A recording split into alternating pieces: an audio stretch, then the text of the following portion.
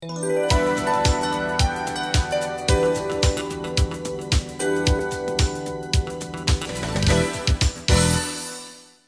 amigo EBEGE, meu nome é Renato Grillo e eu estou aqui para a sua Dica EBEGE. A Dica EBEGE de hoje ela diz respeito à perda da nacionalidade nata. Eu irei ler, peço licença, para ler uma questão de concurso que cobrou um entendimento bastante interessante, uma questão recente, a respeito deste tema. Leiamos a questão. A perda da nacionalidade decorrente de aquisição voluntária de outra nacionalidade pode atingir tanto brasileiros natos quanto naturalizados e independerá de ação judicial, já que se concretiza no âmbito de procedimento meramente administrativo. Veja que questão rica. Primeiro, ela diz o quê? Ela diz que a perda da nacionalidade decorrente de aquisição voluntária é uma palavra importante, de outra nacionalidade, pode atingir tanto brasileiros natos, o ponto X da questão, brasileiros natos, quanto naturalizados, tanto natos quanto naturalizados. E independerá de ação judicial, ou seja, transfere para a esfera administrativa a perda da nacionalidade, inclusive de brasileiros natos. Vejamos aqui como é que se processa isso. A perda da nacionalidade, ela se processa de duas formas, nos termos do artigo 12 da Constituição Federal, parágrafo 4º. A perda da nacionalidade ela ocorre na perda-punição, que se aplica exclusivamente aos naturalizados e depende de processo judicial, no qual será apurada a atividade nociva ao interesse nacional.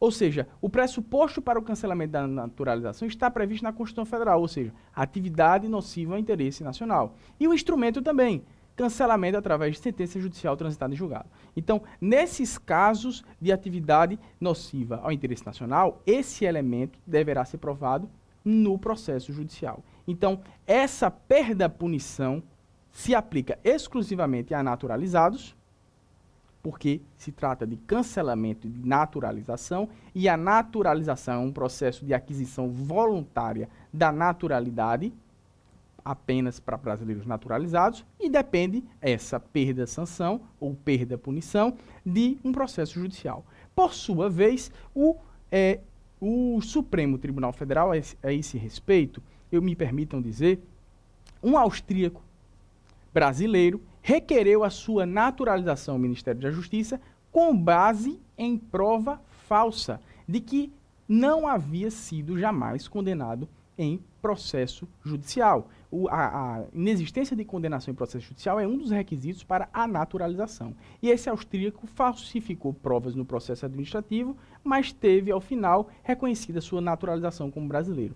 Descoberta a fraude, o Ministério da Justiça tentou cancelar administrativamente essa naturalização. E o Supremo Tribunal Federal, por maioria, decidiu que, de acordo com a literalidade do dispositivo que acabamos de ler, a perda da nacionalidade adquirida, a nacionalidade voluntária, mesmo diante das circunstâncias que marcavam o caso, mesmo diante da fraude comprovada administrativamente, somente poderá ser verificada por sentença judicial transitada em julgado e não por ato administrativo. Então, a perda da nacionalidade, a perda-sanção da nacionalidade, a perda-punição da nacionalidade é apenas por sentença judicial.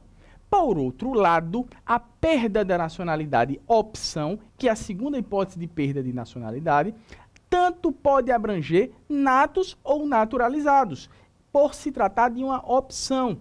E essa perda-mudança, que se trata do inciso 2 do parágrafo 4º do artigo 12, ela não se refere, ela não exige processo judicial. Ela se satisfaz com um mero procedimento administrativo. Além de abranger natos e naturalizados, um procedimento administrativo é suficiente para essa perda-opção. E ela ocorre em que situações? Na situação de aquisição de outra nacionalidade.